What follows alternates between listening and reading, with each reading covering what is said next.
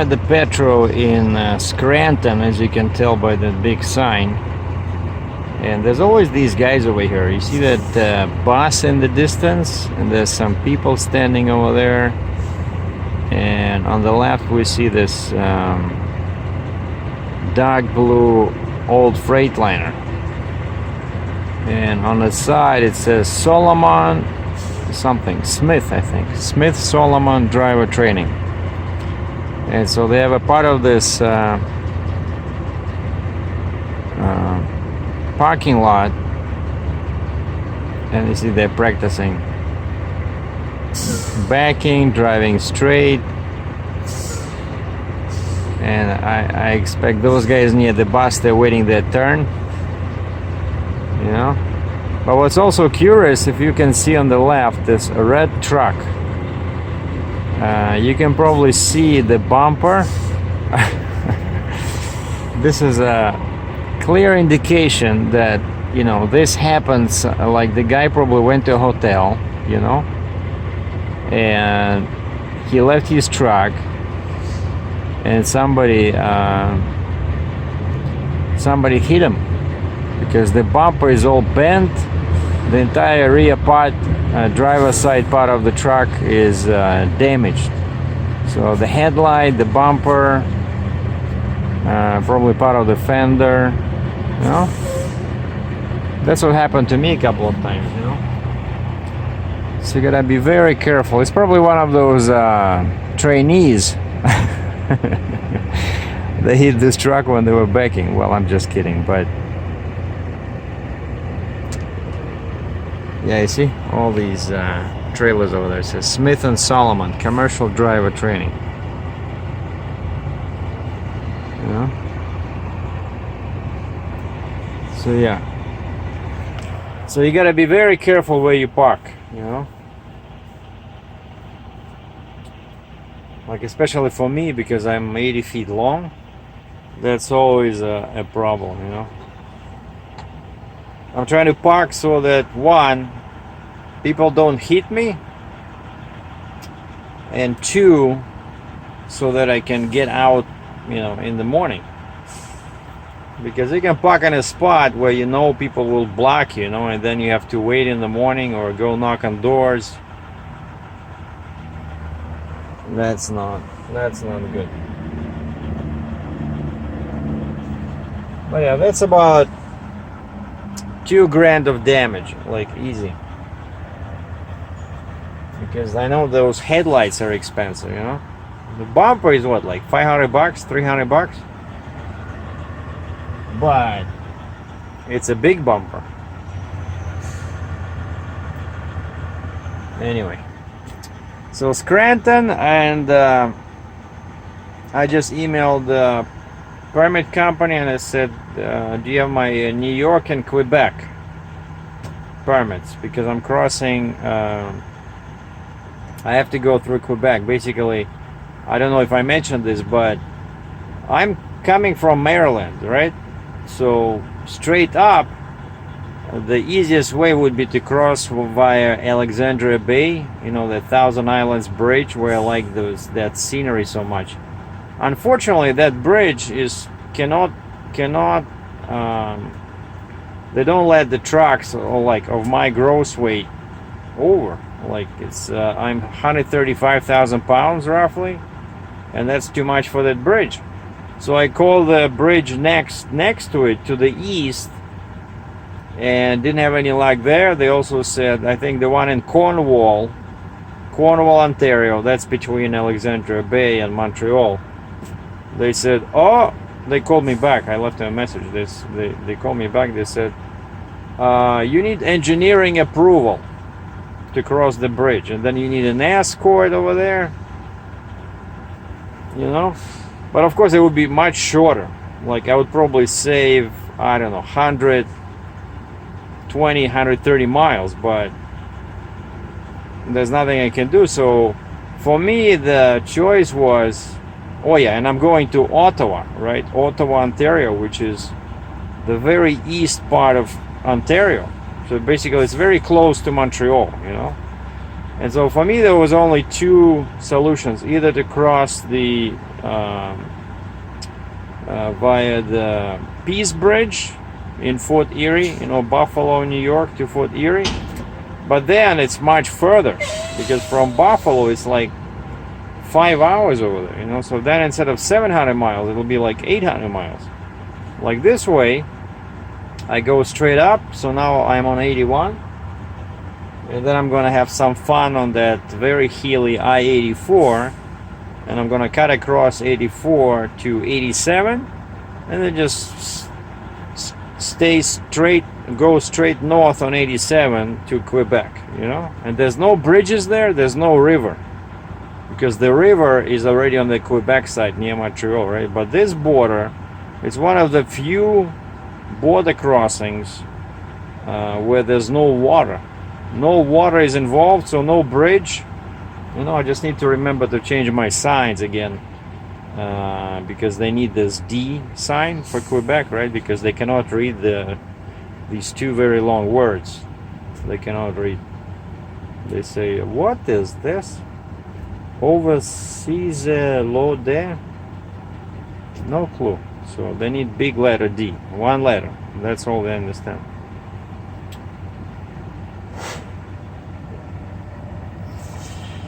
I always make fun of them for this, but like, why can't they be like normal people, right? Like Ontario. Look at Ontario, Canada. They recognize D sign if you want. You have that, and they recognize oversized load sign, the American sign, right? So whatever you like, go with the D sign, go with the overload sign, it's like regular one. But Quebec, no. We only recognize D sign. $500 Canadian fine if you go there with the American or English language sign, oversized load. Idiots.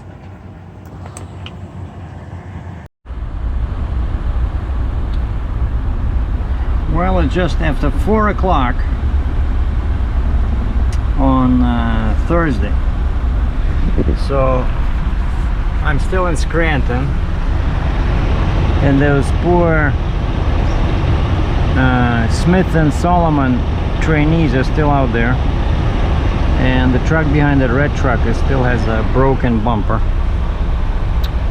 And so I've been here since 9 o'clock. So just woke up at 6 o'clock in Harrisburg,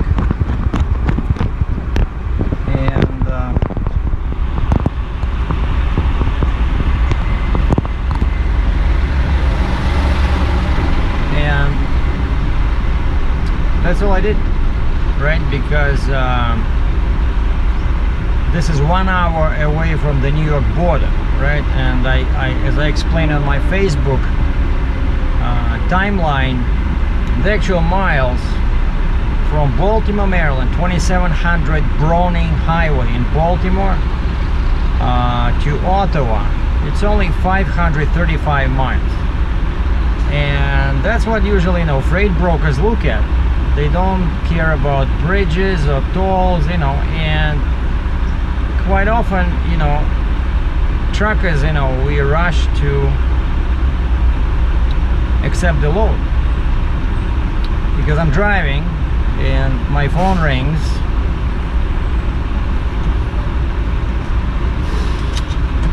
Hands-free mode. Hands-free mode. Don't text and drive. My headset rings, and it's automatic.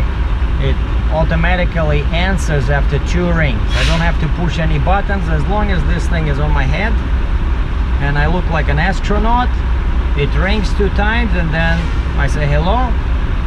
Hey, this is, and this girl I worked for before, right? And she offers me this load, and I figured, hey, she says Ontario, and so I asked her to add a couple $100 for the deadhead. And I thought it's good, right? And then I look at the paperwork, and turns out I'm not going to general Toronto area. I'm going to Ottawa, which is almost Montreal, which is in the very east. So it's like 5 hours for me to get back, And I always like I don't recommend taking loads where you have a lot of deadhead on both ends, you know, where you have to deadhead a lot to the shipper and then you have to deadhead a lot from the consignee, because then the rate has to be really good, you know. If it's a cheap load, if they just think that you're getting a backhaul load, because like she's American, right, but she knows that I'm Canadian, and hey, this guy will probably do it for cheap, you know. But I don't care, I just follow the money, right? I go where the money takes me. But I will not go, let's say, Western Canada, because I can only do light loads over there, because right, they will consider me as a 6-axle truck. But anyway, I'm not complaining, I'm just saying, you know, I took a load and then I started calling on all these bridges, right? And turns out, no, I cannot cross via Thousand Island Bridge. I cannot cross in Cornwall. Well, I can if I want to wait 2 weeks for the engineering approval. So basically, that leaves me two choices. Buffalo, New York. Basically, I have to go from Baltimore all the way west to Buffalo, New York, and then around through Ontario. That's 865 miles. Or I can go towards Quebec, a little bit to the right, to the east, and then go west once I cross the border and cross in Champlain, New York. That's 700 miles. But now we're very far away from the original 535 miles that they were thinking about, right? And that's what I got. I got the rate justified for 80,000 pounds, dragged 535 miles, plus my deadhead. So it was okay rate, but now we're talking 700 miles. And so I stopped here because I'm 1 hour away from the New York line, and the last permit I got was Pennsylvania. And I sent an email to my permit company and I say, any news, any word on the New York and Quebec? And she says, not yet. And then the second email says, bad news about Quebec. Like, what? Well, your weight qualifies as super load, and so they say permits can take 1 to 2 weeks. And I didn't even hesitate, right away I clicked reply. Please cancel Quebec application, please modify New York permit, please modify Pennsylvania permit, we'll go through Buffalo, because there's no other way. And then I email the freight broker and I say, I'm sorry. But you know, like, it's not, I cannot be expected to call every bridge, you know, before I accept the load, you know, like, and it's not that heavy, right? It's just that, I don't know. Anyway, so I asked him for more money, right? Like usual, I said, now we're talking about 862 miles, 865 miles instead of 535 miles, which is 60% further. So give me more money, or I can,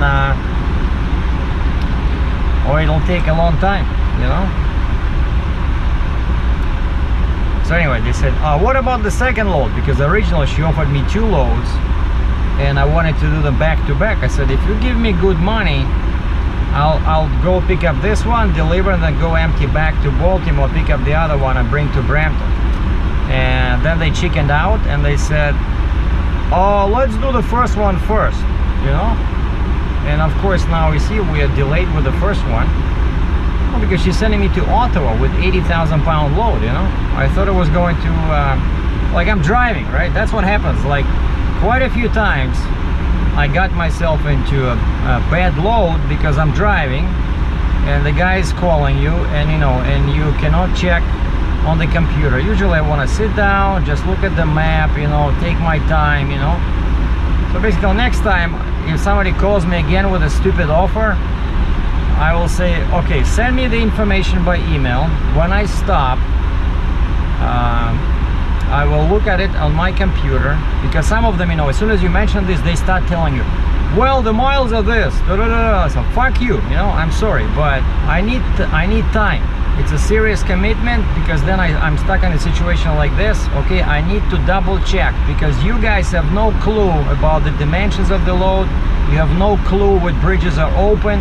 I do not trust you, period. Okay, so never take a load when you're driving.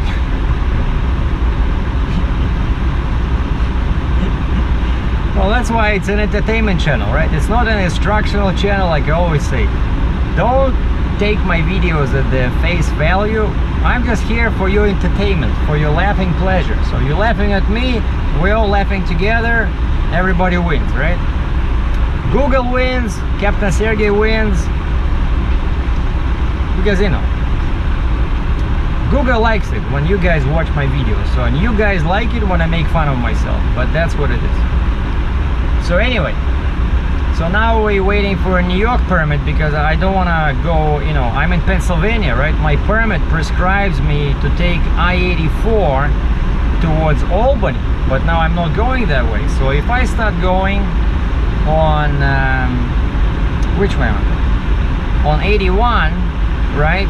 And there's a scale open, I'll get into trouble.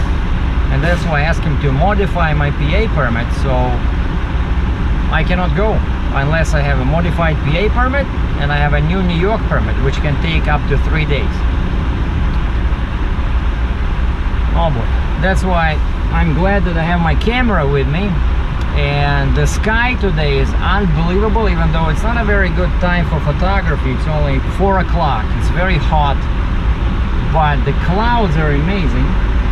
And right over there to my left, or to your right, there's a kind of like a interesting, you know, point of view when you can look at I-81 going, I think that way is south, right? No, wait, this way. Yeah, this way is south. And I want to grab my camera because my GoPro is almost out of juice, because I forgot to charge it after yesterday's loading. I grab my tripod, and we're gonna take a microphone, and we're gonna use my Nikon D810 full frame camera, and we're gonna record some amazing footage from I-81. Okay, so that's gonna conclude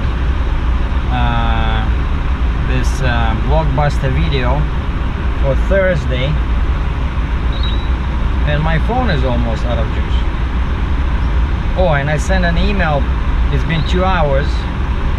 It's been 2 hours since I advised freight broker that I want more money, and I gave him my number, you know. I said, this is it. And she says, can you do this other one now?